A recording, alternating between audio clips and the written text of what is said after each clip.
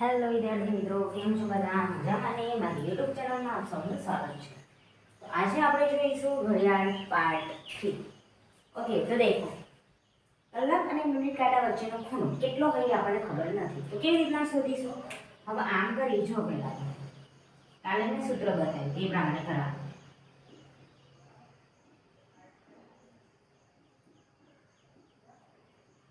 બરાબર, હવે 4 ને 30 એટલે હવે આ ખૂણો કેટલો આપણે થોડી અંદાજિત લગાવી શકીએ કેટલો હોય.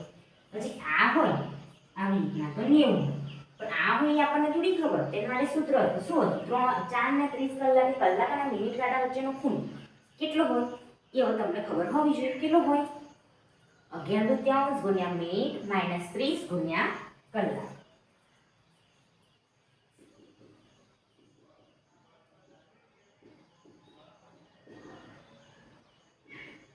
મિનિટ કાઢો કયો છે બેમાંથી?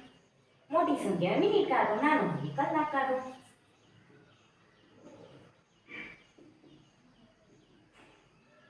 જેની કિંમત વધારે હોય એ હંમેશા સાદું હોય, જેની કિંમત સૌથી ઓછી હોય એનો બહુ દેખાવ કરે. ખબર એવું છે.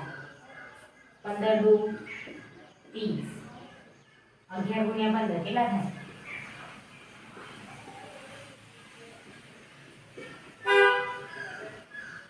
165 માઇનસ 3 ચોક 12, 120. 165 માંથી 120 જાય તો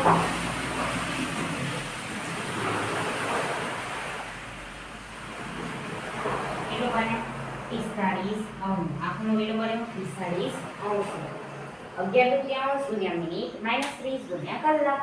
મિનિટની જગ્યાએ મિનિટ મૂકો, કલાકની જગ્યાએ કલાક મૂકો, જે આવે તમારો જવાબ. ઓકે, આના માટે આ સૂત્ર છે, આ જ વાપરવાનું. તો તમે આમ કરશો તો તમને ખબર નહીં પડે. ઓકે, કલાક અને મિનિટ કાંટા વચ્ચેનો ખૂણો કે તો આવી રીતના કરવાનું. 11 ગુણ્યા મિનિટ માઇનસ 30 ગુણ્યા કલાક. જે આવે હવે એમાંથી બાદબાકી કરો, જે આવે આપણો જવાબ 45 અંશ. આપણો જવાબ 45 અંશ. બરોબર, સિમ્પલ રીત છે. આ સૂત્ર મેકિંગ કરવાનું આવડી જશે. ઓકે ઓકે વિદ્યાર્થી મિત્રો, જો તમને મારો વિડીયો ગમ્યો હોય તો લાઈક શેર સબસ્ક્રાઈબ કરજો. મળી નેક્સ્ટ વિડીયોમાં. Bye bye.